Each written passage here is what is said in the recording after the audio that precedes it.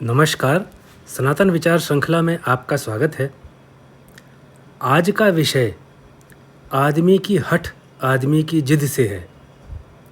इस काल्पनिक कहानी से आपको एक चीज़ सीखने को मिलेगी कि अगर व्यक्ति में किसी लक्ष्य को प्राप्त करने की हठ है, जिद है, तो उसकी हठ उसके लक्ष्य के लिए भोजन और ऊर्जा बन जाती है और वह व्यक्ति अपने लक्ष्य को प्राप्त करता ही है। इसमें कठिनाइयाँ तो आती हैं, लेकिन लक्ष्य की प्राप्ति मात्र हठ और लक्ष्य के प्रति जिद यही है। और यह हठ और यह जिद उस लक्ष्य का भोजन और ऊर्जा है। यह एक बहुत सुंदर कहानी है। आप इस कहानी को सुनेंगे तो आपको बहुत आनंद आएगा। कहानी इस प्रकार है। बात पुराने ज़माने की है। एक महान तपस्वी और उनके कई शिष्य कठोर तपस्या में अपना जीवन बिताते थे। तपस्वी गुरु ने सभी शिष्यों को एक जैसा ज्ञान दिया था। तपस्वी गुरु अपने सभी शिष्यों से स्नेह भी बराबर करते थे। तपस्वी गुरु के सभी शिष्य पूरी शिक्षा प्राप्त कर चुके थे और अब उन शिष्यों को जाकर मानव समाज की भलाई का काम करना था। उन्हीं शिष्यों में एक शिष्य था जिसका नाम था देवास्मिन। वह अपने गुरु का सम्मान तो और शिष्यों के समान ही करता था, लेकिन देवास्मिन के मन का हठ नष्ट नहीं हो पाया था। अपने गुरु के आश्रम में ऐसा कुछ था नहीं कि देवास्मिन की हठ वाली प्रवृत्ति का पता चल सके। इसलिए देवास्मिन के गुरु से चूक हो गई कि उन्होंने अपने शिष्य देवास्मिन के मन से जिद को नष्ट करने का प्रयास नहीं किया। और हठी मन का स्वामी देवास्मिन अपनी शिक्षा तो पूरी तरह से प्राप्त कर लिया, लेकिन उसके विचारों में हठ बैठा ही रहा। देवास्मिन ने प्रतिज्ञा कर ली कि मैं पूरा जीवन भिक्षा मांगकर नहीं बिताऊंगा।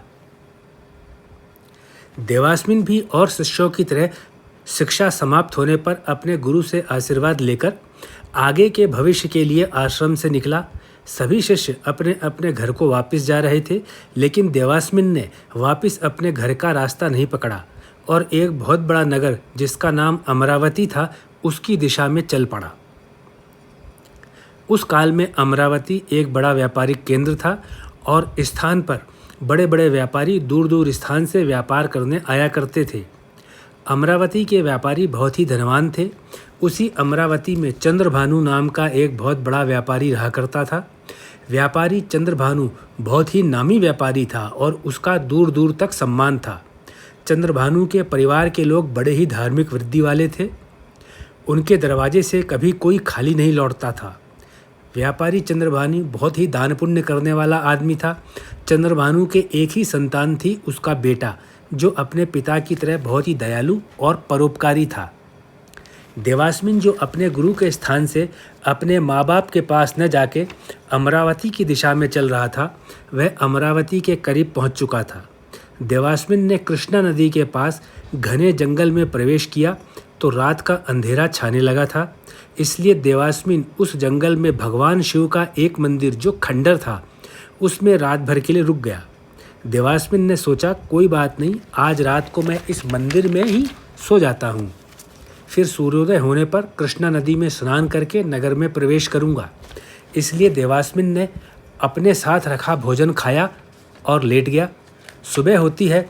देवास्मिन अपने स्नान और ध्यान से निवृत्त होकर नगर को जाने के लिए चलता है तो वह मंदिर जिसमें वह रात भर रुका था उसको पहली बार सूरज की रोशनी में देखता है तो देवास्मिन उस मंदिर की तरफ आकर्षित हो जाता है और उस मंदिर में देवास्मिन को अपना उज्जवल भविष्य दिखाई देने पड़ता है।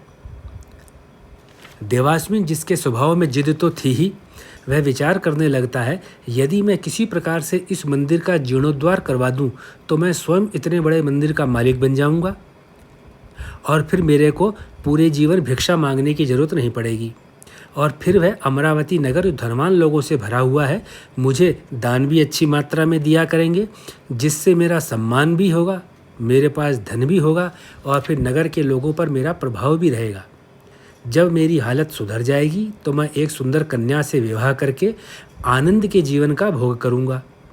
देवास्मिन के कदम तो अमरावती नगर की तरफ बढ़ रहे थे, लेकिन उसका मन अपनी योजनाएं बनाने की राह पर चल रहा था।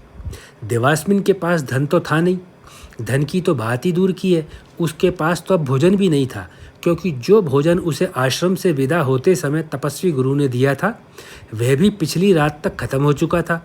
इसलिए देवास्मिन ने सोचा कि पहले पेट भरने का इंतजाम किया जाए। इसलिए अमरावती पहुंचने पर देवास्मिन ने भिक्षा मांगने का कार्य शुरू किया।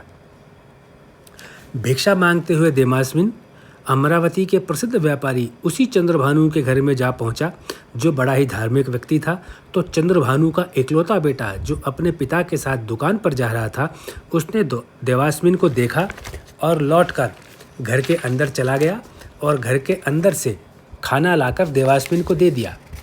देवास्मिन, जिसका मुख्य उद्देश्य तो जंगल के खंडर की मरम्मत करवाकर शानदार जीवन जीने का था, और देवास्मिन ने अपने तपस्वी गुरु से विद्या भी सीखी थी, उसने एक युक्ति लगाई।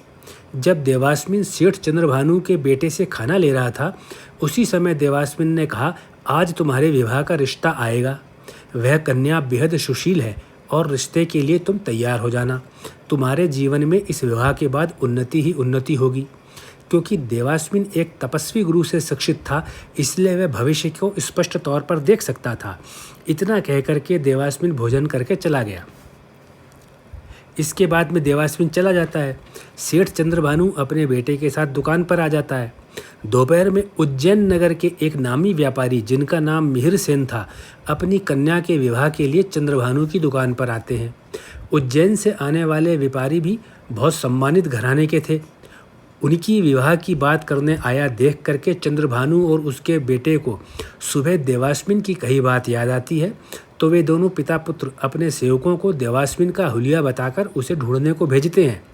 जब व्यापारी चंद्रभानु जो था, उसके सेवक देवास्मिन को खोजने निकलते हैं, तो देवास्मिन अपनी शिक्षा से ये पहले ही जान चुका था कि उसका सेठ चंद्रभानु उसको खोजवाएगा। इसलिए वह जानबूझकर सेठ चंद्रभानु की दुकान के बाहर से अनजान बन के निकलता है। जब देवास्मिन सड़क से निकल रहा था, तो सेठ चंद्रभानु की नज़र देवास्मिन की तरफ जाती है और सेठ दौड़कर देवास्मिन को सम्मान के साथ दुकान के अंदर ले आता है। फिर उज्जैन से विवाह का प्रस्ताव लेकर आए मिहिरसेन व्यापारी को भी देवास्मिन की सुबह की गई भविष्यवाणी के बारे में बताता है। तो वह व्यापारी मिहिरसेन भी देवास्मिन के सम्मान में अपने स्थान से खड़ा हो जाता है।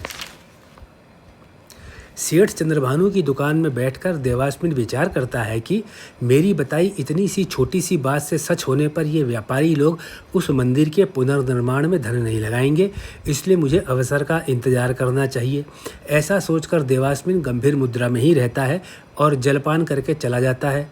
लेकिन जाते जाते उज्जैन के व्यापारी को कह देता है कि आपकी कन्या बिना माँ की बेटी है, उसका विवाह बड़े ही धूमधाम से करना।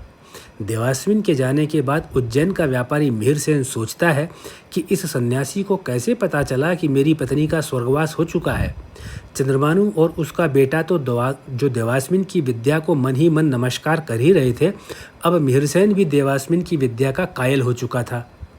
रात में मिहिरसेन चंद्रभानु के घर ही रुकता है, तो वे सभी लोग देवास्मिन की ही चर्चा कर रहे थे। अब तक देवास्मिन ने अपनी शिक्षा से प्राप्त हुए ज्ञान से किसी प्रकार धन नहीं कमाया था, इसलिए चंद्रभानु का पूरा परिवार अगली सुबह फिर से देवास्मिन की भिक्षा मांगने आने का इंतजार कर रहा था। लेकिन देवास्मिन नहीं आता है। देवास्मिन हठी था। उसका उद्देश्य था कि वह अपना जीवन भिक्षा पर नहीं गुजारेगा। इसलिए जो सेठ था चंद्रभानु, उसने अपनी दुकान में उसको जलपान के साथ में 2 चांदी के सिक्के भी भिक्षा के रूप में दिए थे। तो उन सिक्कों से देवास्मिन ने भोजन खरीद लिया था और वापस जंगल के जो पुराना शिव मंदिर था उस खंडर में चला गया था। देवास्मिन शिक्षित था, उसके पास में समाज में रहने वाले लोगों के मनोविज्ञान का पूरा ज्ञान था, इसलिए वह सेठ चंद्रभानु से इंतजार करवा रहा था और 2 चांदी के सिक्कों से उसे 1 महीने का भोजन मिल गया था। इसलिए देवास्मिन पूरे 1 महीने शिव मंदिर में दिन रात तपस्या करता रहा। साथ में उसने शिव मंदिर के आसपास की जगह को अपनी मेहनत से साफ सुथरा भी कर दिया। देवास्मिन को उस मंदिर में अपना चमकदार भविष्य दिखाई दे रहा था, इसलिए वह अब मंदिर के स्थान को रोज साफ करता।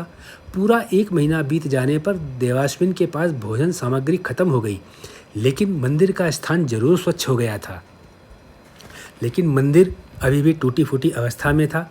अब देवास्मिन फिर से अमरावती नगर में जाता है और निश्चय करके जाता है कि वह भिक्षा नहीं मांगेगा। इसलिए देवास्मिन चंद्रभानु के घर न जाकर उसकी दुकान पर जाता है। दुकान में बैठा चंद्रभानु और उसका बेटा देवास्मिन को देखकर तुरंत बाहर आ जाते हैं और देवास्मिन को सम्मान के साथ अंदर ले जाते हैं। जब दुकान के अंदर देवास्मिन की चंद्रभानु से बात होती है तो चंद्रभानु जो सेठ था वह देवास्मिन से कहता है कि अच्छा हुआ कि आपसे आज मुलाकात हो गई, क्योंकि हम लोग 2 दिन बाद बारात लेकर के उज्जैन जाने वाले हैं। जो व्यापारी मिहिरसेन आए थे उनकी बेटी से आपके कहे अनुसार मैंने अपने बेटे का रिश्ता तय कर दिया है। यह सुनते ही देवास्मिन ने मन में सोचा, अब मेरा सपना जरूर पूरा होगा। इसके बाद देवास्मिन ने स्वयं से चलाकर चंद्रभानु से कहा कि उसके बेटे के विवाह में पुरोहित का कार्य वह स्वयं कौन? देवास्मिन करेगा। यह सुनकर के चंद्रभानु खुशी से झूम उठा, क्योंकि चंद्रभानु अब तक ये मान चुका था कि देवास्मिन एक सिद्ध तपस्वी है और बहुत ज्ञानी है। इसके बाद देवास्मिन तय समय पर बारात के साथ चंद्रभानु के बेटे की शादी में पुरोहित का काम करने के लिए बारात के साथ उज्जैन की तरफ चल देता है। देवास्मिन हठी था।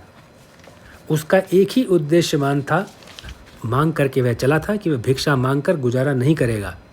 हम सुनते आए हैं कि हठी की हठ को समय की घड़ी का साथ मिलता ही है। इस बार भी ऐसा ही हुआ। जब बारात अमरावती से उज्जैन के लिए रवाना हुई तो रास्ते में बारात में साथ में चल रहे एक युवक की तबीयत बिगड़ गई। देवास्मिन को वनस्पतियों के उपयोग की पूरी जानकारी थी, क्योंकि वह देवास्मिन अपने तपस्वी गुरु का एक संयमित शिष्य था। संयमित मतलब डिसिप्लिन्ड था।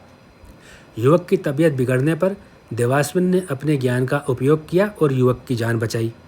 वह युवक स्वयं अमरावती में चंद्रभानु का एक घनिष्ठ मित्र कोकिल पुष्प का बेटा था, और कोकिल पुष्प जो था वह अमरावती का सबसे बड़ा लकड़ी का व्यापारी था। अब बारात उज्जैन पहुंच चुकी थी। विवाह में उज्जैन के सारे बड़े बड़े व्यापारी आए हुए थे। विवाह में सारे मंत्र स्पष्ट उच्चारण के साथ देवास्मिन ने बोले और पूरे संस्कार के साथ विवाह संपन्न कराया। तो वहाँ उपस्थित सभी धनी व्यापारियों ने प्रसन्न होकर देवास्मिन को खूब दक्षिणा देनी चाहिए, तो जो देवास्मिन ने लेने से मना कर दिया, क्योंकि देवास्मिन का हठ एक खुद के मंदिर को स्थापित करके सम्मान का जीवन जीना था। लेकिन देवास्मिन की प्रसिद्धि उज्जैन के धनी व्यापारियों के परिवार में फैल चुकी थी। विवाह संपन्न होने के बाद बारात वापस अमरावती लौट आई। जब कोकिल पुष्प जिसका बेटा बीमार हो गया था उसकी जान बचाई थी देवास्मिन ने। जब कोकिल पुष्प को पता चलता है कि उसके बेटे की जान बारात में एक सन्यासी ने बचाई है, तो उस सन्यासी का पता पूछने कोकिल पुष्प अपने मित्र चंद्रभानु के पास आता है। सन्यासी तो देवास्मिन ही था, लेकिन उसके रहने का पता तो खुद चंद्रभानु भी नहीं जानता था। फिर कोकिल पुष्प और चंद्रभानु दोनों ने विचार किया कि अगली बार जब देवास्मिन मिलेगा तो उसके रहने की जगह जरूर मालूम करना। उधर देवास्मिन को चंद्रभानु से जो बारात के साथ जाकर पैसे मिले थे, उन पैसों से भोजन सामग्री और पूजन सामग्री लेकर वापस शिव मंदिर आ चुका था। अब जब तक देवास्मिन के पास भोजन सामग्री खत्म नहीं हो गई, वह अमरावती नगर में गया ही नहीं। देवास्मिन जानता था कि ध्येय अगर बड़ा होगा तभी पूरा होगा, क्योंकि मनुष्य का जन्म साधारण कार्य करने के लिए नहीं हुआ है। इसलिए वह अमरावती में चंद्रभानु से इंतजार करवा रहा था। अब की बार जब देवास्मिन अमरावती आया और चंद्रभानु से मिला, और चंद्रभानु ने जब उसका निवास स्थान पूछा तो उसने अपना पता बता दिया कि मैं पास के जंगल में एक टूटे फूटे शिव मंदिर के अंदर रहता हूँ। बस फिर क्या था, धीरे धीरे देवास्मिन का अमरावती जाने की आवश्यकता ही कम हो गई, क्योंकि अमरावती के धनी व्यापारी और उनके मित्र देवास्मिन के पास जंगल में मिलने आने लगे। और जब लोगों ने देखा कि जंगल में प्राचीन शिव मंदिर है जिसमें सन्यासी देवास्मिन रहता है और वह बहुत शिक्षित है, तो वो और वह खंडर हो चुका है, तो सभी ने मिलकर उस मंदिर का पुनर्निर्माण भी करवा दिया, जो कि स्वयं में देवास्मिन का सपना था। मंदिर में स्वेच्छा से दान भी आने लगा, और अब दान मांगने भिक्षा मांगने देवास्मिन को दरवाजे दरवाजे नहीं जाना पड़ा। और देवास्मिन जो जीवन भर भिक्षा नहीं मांगना चाहता था और सम्मान के साथ में एक मंदिर का व्यवस्थापक हो गया, और एक स्थान पर बैठ करके अपनी तपस्या कर सकता था, और जो उसके आवश्यक खर्चे थे वे सारे के सारे वहाँ पे अपने आप पूरे हो सकते थे। और जो उसने अपने तपस्वी गुरु से विदा लेते समय स्वयं से प्रतिज्ञा की थी वह भी पूरी हो गई थी। आपने यह कहानी सुनी, यह भले एक देवास्मिन की कहानी हो, पुराने समय की एक काल्पनिक कहानी हो, लेकिन वर्तमान में भी यह सच है। किसी भी कार्य ध्येय का हठ हो और छोटे लाभ में न फंसा जाए तो अंतिम लक्ष्य जो बड़ा होता है वह प्राप्त होता ही है। ऐसा कहा जाता है कि हठ के द्वारा मनुष्य के लक्ष्य को प्राप्त करने की कहानियाँ बहुत हैं, लेकिन किसी एक कथा को अगर आप अपने जीवन के लक्ष्य के लिए उद्देश्य के साथ एक लाठी बना लेते हैं तो निश्चित रूप से लक्ष्य का भोजन और ऊर्जा जो हठ है वह उसको पूरा करती है। यह बात हर काल के मानव के लिए सत्य है। देवास्मिन की तरह पहले क्षमता और योग्यता पैदा कीजिए, फिर लक्ष्य निर्धारित कीजिए। मनुष्य का जीवन सफल होने के लिए ही हुआ है।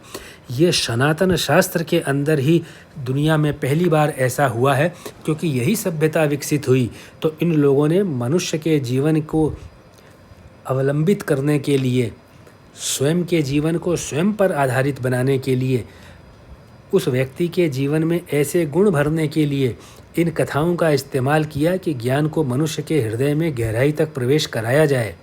यह सनातन शास्त्रों की ही महानता है जो मनुष्य के मनोविज्ञान को अंदर तक हिलाती है और व्यक्ति के अंदर एक वह ऊर्जा पैदा करती है जो उसके जीवन को सफल बनाने के लिए आवश्यक है। आपने यह कथा सुनी, अगर यह कथा आपको पसंद आई हुई हो, प्रेरणा देती हो, तो आप अपने मित्रों को भी बताइए, घर परिवार के छोटे लोगों को भी बताइए और इन ऐसी कथाओं को याद रखिए। ये जीवन में प्रेरणादायक होती हैं, समस्याओं से निपटाने में ये एक अस्त्र का काम करती हैं। आज आपने कथा सुनी, अपने बहुमूल्य समय का अंश दिया, मैं उसके लिए आपको बहुत बहुत धन्यवाद देता हूँ।